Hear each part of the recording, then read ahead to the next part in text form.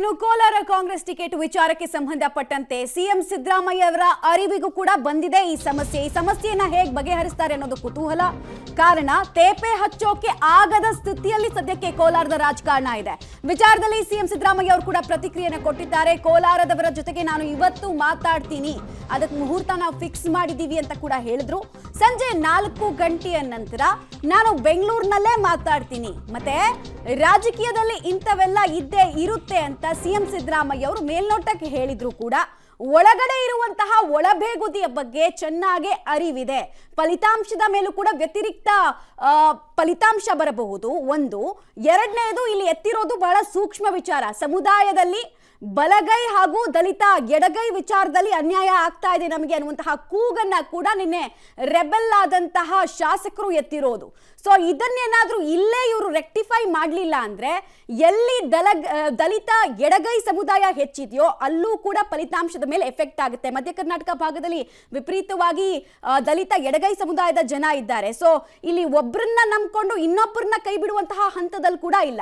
ಹಗ್ಗದ ಮೇಲಿನ ನಡಿಗೆ ಅಕ್ಷರಶಃ ಇದು. ಸೊ ಏನ್ ಮಾಡ್ತಾರೆ? ಮತ್ತೆ ಕಾಂಗ್ರೆಸ್ನ ಇಂಟರ್ನಲ್ ರಿಸರ್ವೇಶನ್ ಇದೆ. 5 ಕ್ಷೇತ್ರಗಳಲ್ಲಿ ಪ್ರತಿ ಸಲ ಹೆಂಗಾಗ್ತಿತ್ತು ಅಂದ್ರೆ 2 ಬಲಗೈ ಸಮುದಾಯ ಕೊಟ್ರೆ 2 ಸೀಟನ್ನ ಎಡಗೈ ದಲಿತರಿಗೆ ಕೊಡ್ಲಾಗ್ತಾ ಇತ್ತು. ಬಟ್ ಈ ಸಲ ಪ್ರಶ್ನೆ ಇಲ್ಲಿ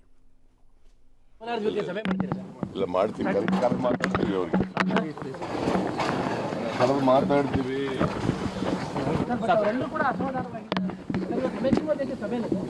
ಇವೆಲ್ಲ ಇರ್ತಾವಪ್ಪ ರಾಜಕೀಯದಲ್ಲಿ.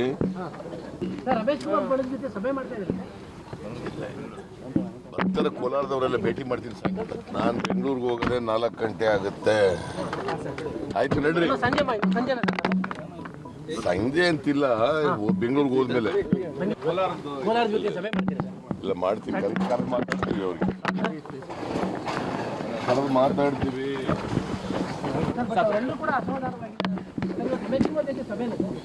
ಇವೆಲ್ಲ ಇರ್ತಾವಪ್ಪ ರಾಜಕೀಯದಲ್ಲಿ.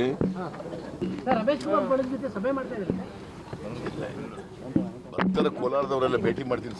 ನಾನು ಬೆಂಗಳೂರಿಗೆ ಹೋಗೋದೇ 4 ಗಂಟೆ ಆಗುತ್ತೆ. ಆಯ್ತು ನಡ್ರಿ, ಸಂಜೆ ಅಂತಿಲ್ಲ, ಬೆಂಗಳೂರಿಗೆ ಹೋದ್ಮೇಲೆ